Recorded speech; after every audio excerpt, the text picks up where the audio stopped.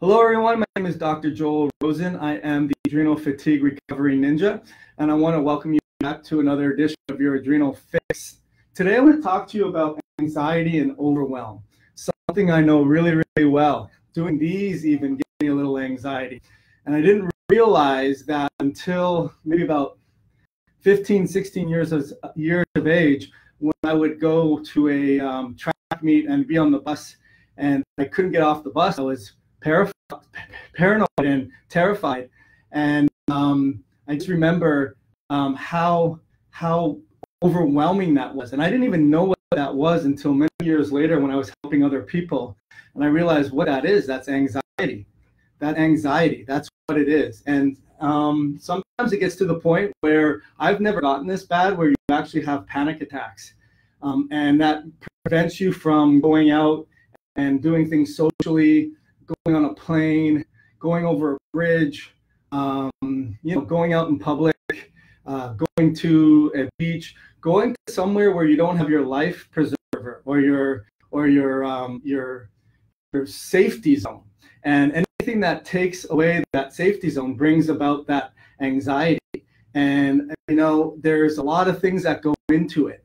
There's the having your blood sugar not be balanced. That's a huge one. That was a huge one for me, and it's probably a huge one for you. The other things that go into it is what I didn't realize that I have in my own body is a genetic predisposition.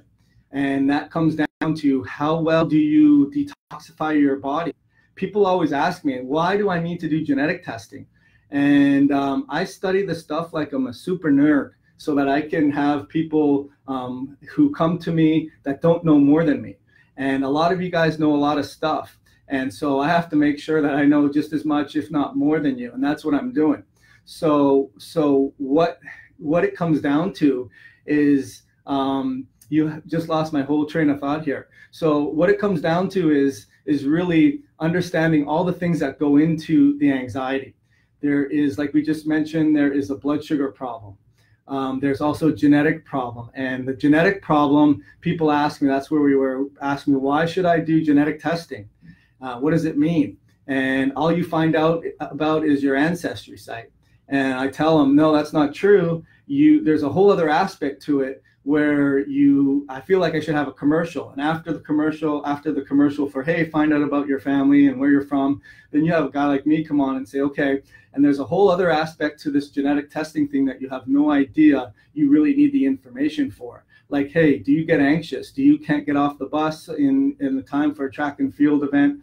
Or do you not travel? Or do you get so overwhelmed with panic and fear that you don't go anywhere? Yeah, I do. Well, what about, is that something that other family members have had? Or was there anxiety, or was there depression? Does that kind of thing run in the family? Or does an autoimmunity or type 1 diabetes or celiac or Crohn's or IBS or fibromyalgia or migraine headaches, do any of those things run in the family? Because if they do, wouldn't you be interested to know how potentially you can or can express that, and what you can do from an everyday holistic, not eating crazy amounts of foods here or there, just being plain old healthy and not taking a whole bunch of supplements, being just plain and healthy and not needing a lot of medications and being plain and healthy. Imagine if there was that. Wouldn't that be interesting?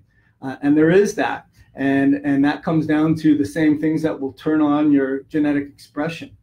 And so I am all for, and I thank the drug companies for doing a lot of the research, because when they do a research to figure out how do they fix a broken problem by blocking an action and making hormones or neurotransmitters hang around longer and block the reuptake of these things, you can have a beneficial effect. You really can. And you can also do studies that prove that and teach you how it works. What's the mode of action? What is it actually doing? But the awesome thing about that is that biochemistry is all nutrition 101, and it comes down to vitamins and minerals and cofactors and substrates and enzymes and proteins and intact, healthy living.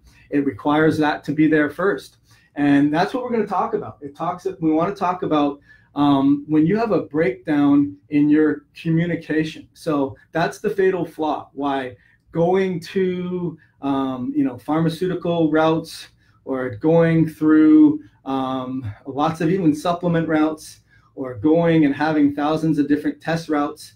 All of those things aren't going to fix the problem if you don't change the paradigm. And the paradigm is you have a breakdown in your communication systems in your body. And the same reasons that are causing that are the same reasons that you're not going to get better by going a different route for a long-term process. If you go short-term, potentially it gets you out of your crisis, and we're all for that. I think you should get out of a crisis. That's what acute-based care is awesome for.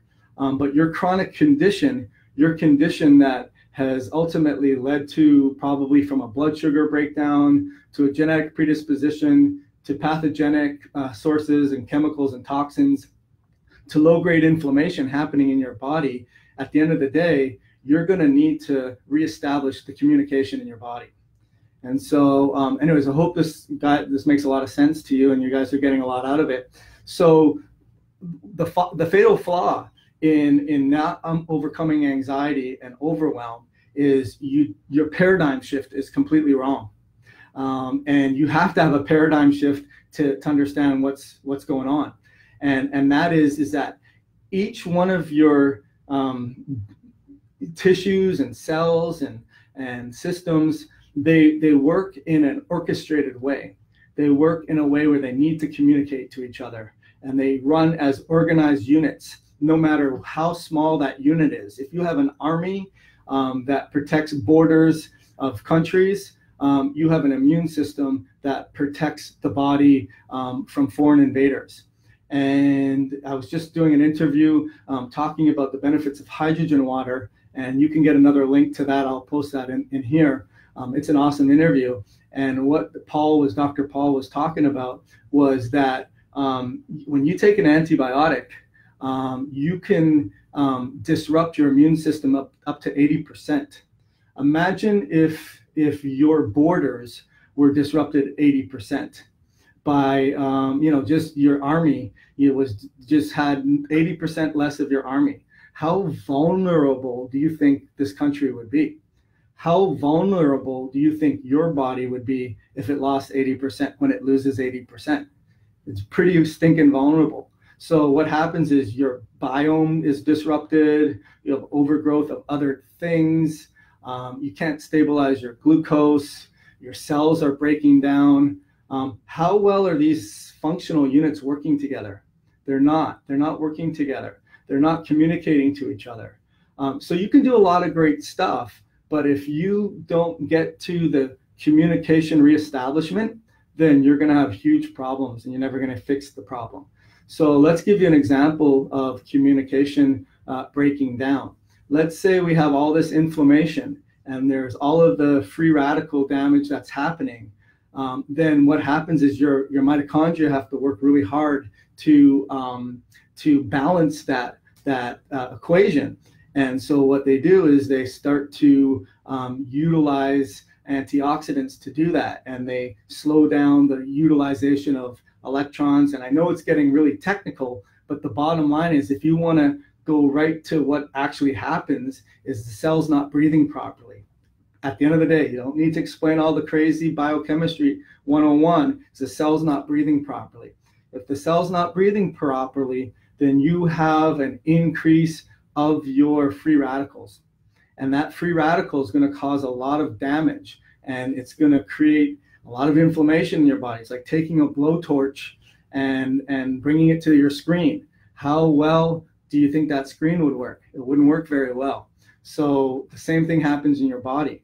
And you have all of these free radicals, and guess what they're damaging? They're damaging your cells. When you hear of someone who, hears about terrible news and then they go gray overnight, that literally happens. Hydrogen peroxide is so strong from a big stress, encounter, that it sort of overfills a bucket that was already 3/4 filled, and it overflows. And next thing you know, that person's gray. Their redox, balancing is not doing well. They got probably some major issues. So what happens is ultimately that inflammation breaks down the cell membranes, and that's how we communicate. It's like our ears. If you don't have ears and you don't have a sign language, you don't have eyes, how well is that society going to get along? It's not. Same thing. Now you have 80% less of your army, and there's chaos and anarchy, and now you really need to communicate because they're doing something different and you're doing something different, and you don't know who's against you and who's with you, and you want to make sure that you're acting in an orchestrated sort of fundamental unit. That's what happens in your body or doesn't happen. And that's not going to get fixed in a short-term methodology of taking stuff that keeps neurotransmitters in the synaptic place longer. What's that going to do if you're constantly overstressed and constantly overwhelmed and constantly, doing tasks that you're a day late and $1 short? What's that going to do?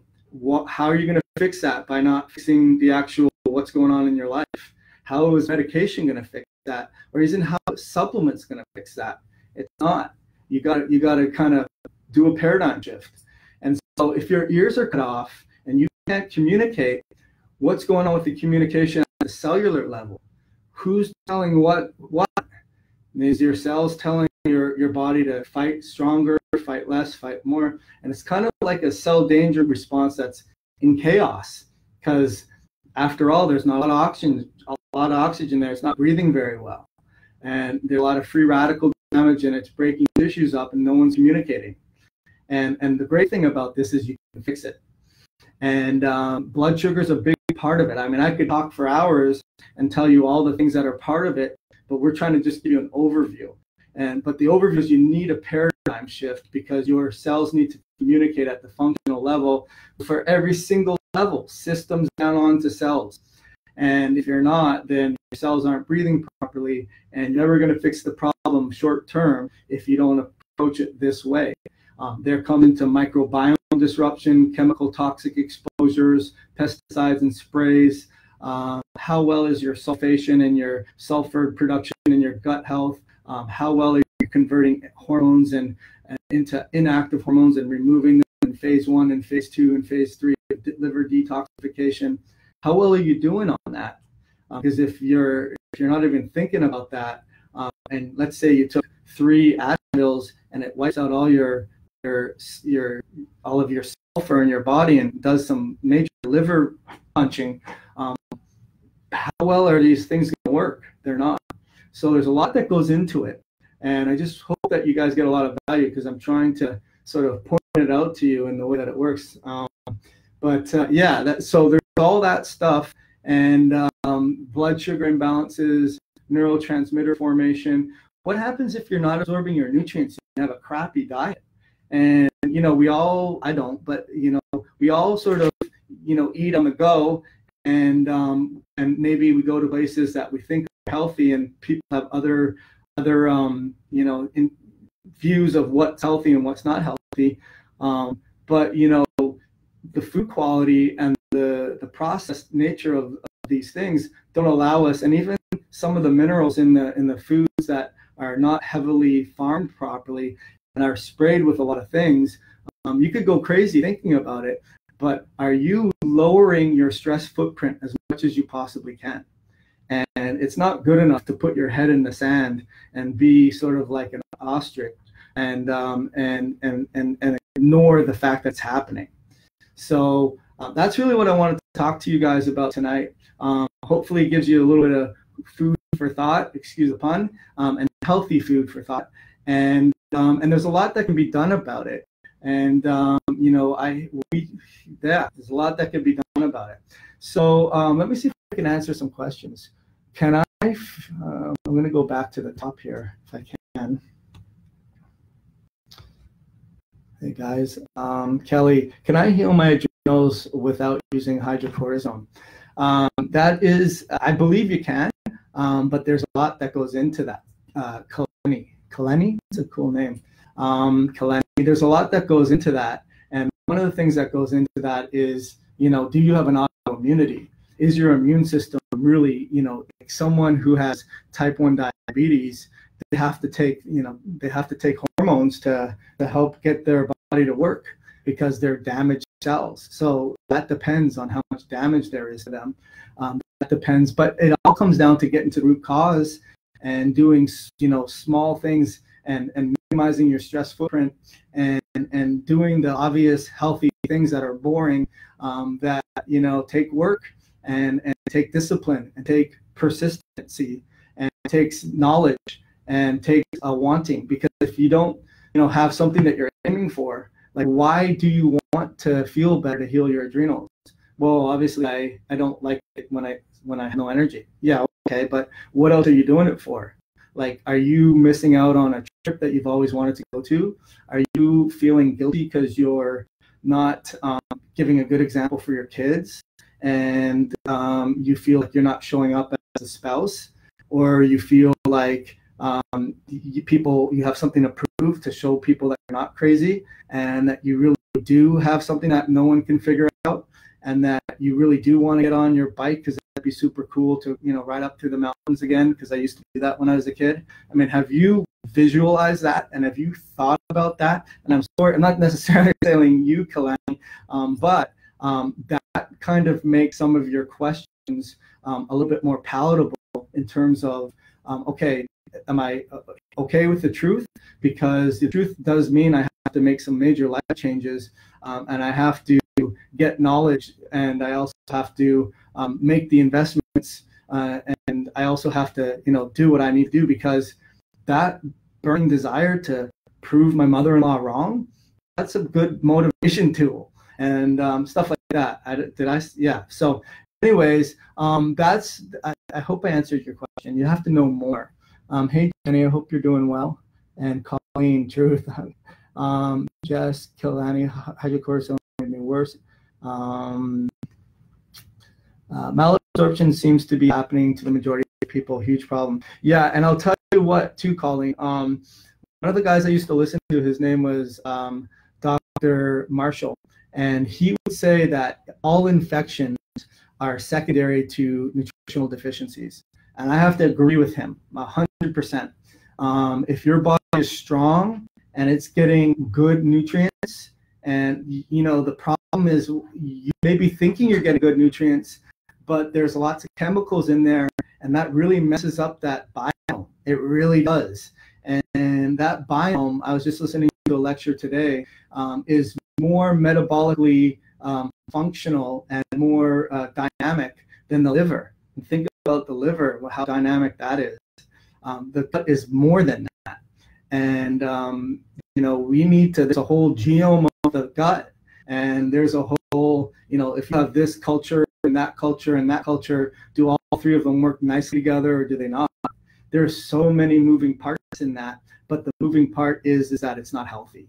And so that's why there's absorption issues, that's why there's infection issues, and then we play onto that with blood sugar imbalances, you play onto that genetic predispositions, you play onto that psychological stuff, lots of stuff that you need to address. I agree with malabsorption. All right, well, let me know if there's any other questions. Try to provide you guys with a lot more information. I'm going to increase my quality here. I'm tired of the way it looks, so we're going to give you a bit of a better presentation.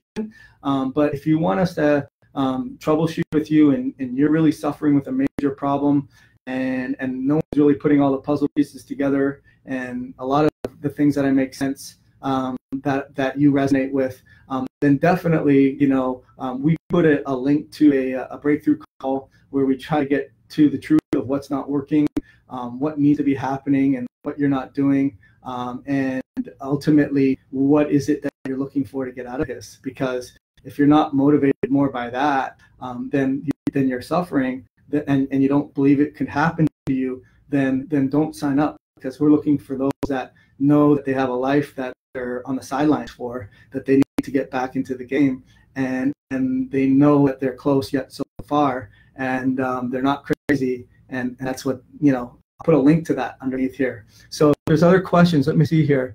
All right, so bacteria issues. Hey Ryan, I see that you make lots of comments, so thank you for being so active. Mike, are there any amino acids that help anxiety? That's like a really awesome loaded question, because all amino acids produce neurotransmitters, and neurotransmitters help with anxiety. So it's just such a difficult answer to give you in a succinct way. But yes, I would say yes, number one. And then I would say, depending on inflammation sources and breakdowns and nutritional deficiencies, sometimes the micronutrients like the B1, the B2, the B6, the B5, those can be the major problems, and zinc, and that versus what are the amino acids. But in unison as a functional unit, usually it's a whole bunch of proteins and glycine and methionine. There's a bunch of things that are prerequisites and that make substrates and SAMe and tyrosine and tryptophan. There's a lot of things that you got to know, but I don't necessarily like to just take this one thing and expect it to do everything. I don't know if that would be helpful. It goes to all the things that we talked about. But there are certain things that you can do short-term wise that could be helpful, and you need proper testing. Like, I don't like to recommend tyrosine to someone unless I look at an organic acid test. I don't like to recommend tryptophan too much at all, but I absolutely would not recommend it and would tell anyone not to take it without knowing if their quinolinic acid or their chionuric pathways are upregulated, and you find that out on an organic acid test, because that's just going to go right down and feed the fire. And you know, a lot of people do that. I've seen a lot of people do that. I've worked with people for who's been working with someone for 6 months and been on it for a year, even longer. Anyways, do you recommend a spectral cell test to see nutrient deficiencies? If so, and you charge your diet and you change your diet, when should you repeat the test? It's a great question. So yes, I do recommend it, Jody. It's a 4-month window for those white blood cells to rebuild themselves. So it has to at least 4 months. But I would, depending on the practitioner and what you've done, what you haven't done, what other things are going on, would depend on when you would order another one. If the patient's not doing better and you think you're missing something, then do it. If the patient's doing a lot better and you don't necessarily think you need to do it, you're just curious, then wait a little longer. But you're probably doing it because something's not at the level you want it to, and that's where you can make a clinical decision to do it, at least 4 months. Do probiotics help gut health? Are they needed? Hey, Paul, I hope you're doing well, and I think you're in Calgary, I think I remember. They are helpful for sure. They can help with the terrain when there's not enough support there. But there's often not spoken about other part of the biome that's helpful. You have the prebiotic, which is very helpful for maturing your cells and giving you some non-resistant starches and fibers. Those can be awesome to help mature the stuff, but it could be really bad if it's a SIBO thing. And that's where it kind of like, oh, do I do it or don't do it? Probiotics, of course, can be very helpful, although if you're doing it too much and you monoculture too much of a strain, now you can create a dysbiotic or unhealthy sort of relationship in the community because there's too much now. And it's just whatever I think about what happens at the microbiotic level, think about what happens at the system level.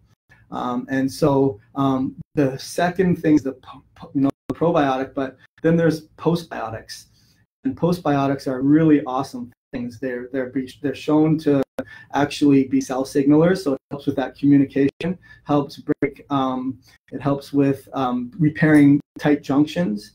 So that's awesome. It helps regulate cells and immune cells to settle down and take away some of the dendritic action, so you don't have all these food sensitivities. And those are short-chain fatty acids. Those can be really, really awesome stuff. 7 years of advanced chronic fatigue syndrome and strong paradoxal reactions. Now I discover that ECM holds much of the missing key. Could you discuss this or address another time? Thanks. ECM, I don't know what you mean by ECM. If that's I don't.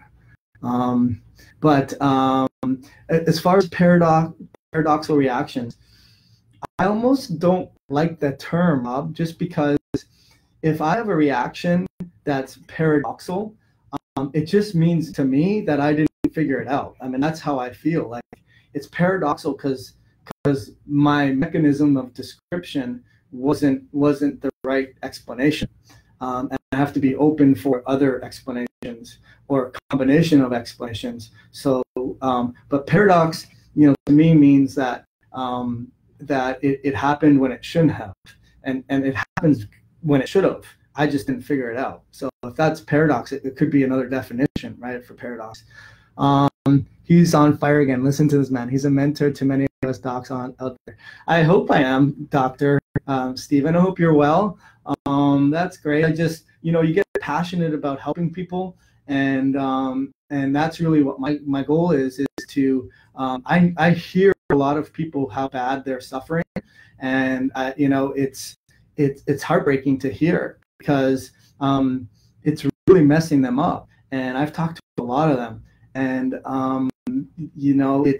there's a desire to get better and a desire for knowledge. And what I would say is that you have to really balance the desire too, in terms of how much effort are you putting out there, because there's a whole bunch of overstimulation. And I'm going to make a Facebook Live about this, and it's going to talk about these things. I mean, we have an addiction.